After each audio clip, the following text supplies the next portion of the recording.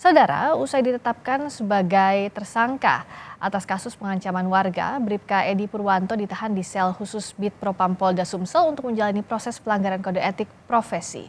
Kabid Propam Polda Sumsel, Kombes Agus Halimudin memastikan menindak tegas anggota yang terbukti salah. Polisi juga akan mengembangkan pemeriksaan atas status kendaraan tersangka, apakah milik pribadi atau bukan. Sebelumnya, Polrestabes Palembang telah menyatakan plat kendaraan yang digunakan tersangka palsu. Kita ungkap kendaraan itu miliknya atau bukan, ya kan? Dan asalnya dari mana? Nanti kita ungkap masih dalam proses penyelidikan. Berarti akan ditindak tegas, Pak, ya? Iya sudah, kita sudah proses ya. Nanti kan itu sekaligus. Dalam proses itu bukan hanya terkait dengan pengancamannya saja, tapi juga ya hal-hal yang lain juga semuanya tadi. Tapi korban kemudian membuka tujuh damai. Apakah dengan tujuh damai itu proses hukum di akan berhenti atau tidak? Oh, tetap berlanjut. Karena Pak Kapolda sudah perintahkan untuk tindak tegas anggota yang terbukti bersalah. Saudara, kasus penyidikan Bribka Edi Purwanto, tersangka pengancaman warga di Palembang, Sumatera Selatan dengan senjata tajam masih berjalan. Polisi kini mengusut status kepemilikan mobil yang digunakan Bribka Edi. Polisi telah menetapkan Bribka Edi Purwanto sebagai tersangka pengancaman warga di Palembang, Sumatera Selatan dengan senjata tajam. Kini tersangka ditahan di sel khusus Bid Propam Polda Sumsel untuk menjalani proses pelanggaran kode etik profesi selama 30 hari ke depan. Kasus dugaan pengancaman warga terjadi Senin 18 Desember lalu.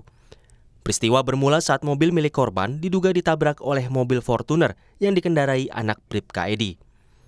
Usai kejadian, anak Bribka Edi langsung menelpon sang ayah hingga sepakat untuk membawa kendaraan masing-masing ke Mapolda Sumsel.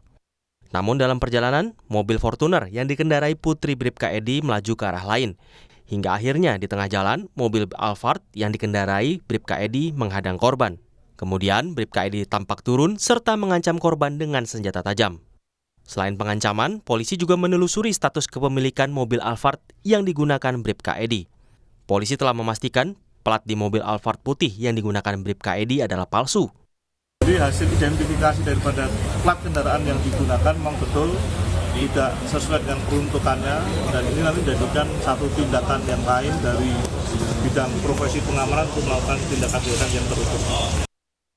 Soal kepemilikan dua mobil mewah juga jadi sorotan, mengingat pangkat Bribka Edi adalah Brigadir Polisi Kepala yang masuk golongan 2. Dalam peraturan pemerintah nomor 17 tahun 2019, gaji pangkat Brigadir Polisi Kepala atau Bribka sebesar Rp2.307.400 sampai Rp3.791.700. Sementara tunjangan kerja menurut Perpres nomor 103 tahun 2018 adalah Rp2.702.000. Saat ini proses penyidikan masih berlangsung.